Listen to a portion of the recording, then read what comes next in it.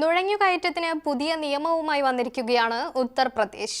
സുരക്ഷയും സാമൂഹിക സന്തുലിതാവസ്ഥയും ഉറപ്പാക്കുന്നതിനായി അനധികൃത കുടിയേറ്റക്കാർക്കെതിരെ കർശനവും നിർണായകവുമായ നടപടികളാണ് സംസ്ഥാനം ഇപ്പോൾ ആരംഭിച്ചിരിക്കുന്നത്. ഓരോ നിയമനം നടത്തുന്നതിന് മുമ്പ് പൗരന്മാർ ജാഗ്രത പാലിക്കണമെന്നും തിരിച്ചറിയൽ പരിശോധന നടത്തണമെന്നും മുഖ്യമന്ത്രി യോഗി ആദിത്യനാഥ് പറഞ്ഞു.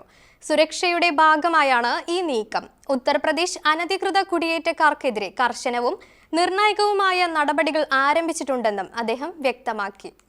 കഴിഞ്ഞ ആഴ്ച അധികാരികൾക്ക് UP സർക്കാർ ഇതു സംബന്ധിച്ച് നിർദ്ദേശങ്ങൾ നൽകി വന്നിരുന്നു. സംസ്ഥാനത്തുടനീളം നുഴഞ്ഞുകയറ്റക്കാർക്കെതിരെ നടന്നുകൊണ്ടിരിക്കുന്ന നടപടികൾക്ക് ഇടയിലാണ് ആദിത്യനാഥിന്റെ ഈ അപ്പീൽ.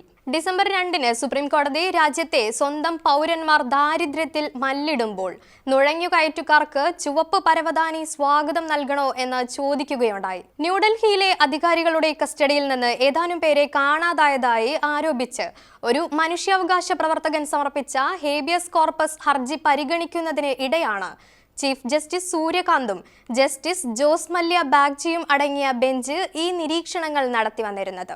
ആരെയെങ്കിലും നിയമിക്കുന്നതിന് മുമ്പ് ജാഗ്രത പാലിക്കണം എന്നും ശരിയായ തിരിച്ചറിയൽ പരിശോധന ഉറപ്പാക്കണമെന്നും മുഖ്യമന്ത്രി യോഗി ആദിത്യനാഥ് ജനങ്ങളോട് അഭ്യർത്ഥിച്ചിരുന്നു. സംസ്ഥാനത്തിന്റെ സുരക്ഷ നമ്മുടെ കൂട്ടായ ഉത്തരവാദിത്തമാണ്. കാരണം സുരക്ഷയാണ് സമൃദ്ധിയുടെ അടിത്തറ എന്നും യോഗി ആദിത്യനാഥ് പറഞ്ഞു.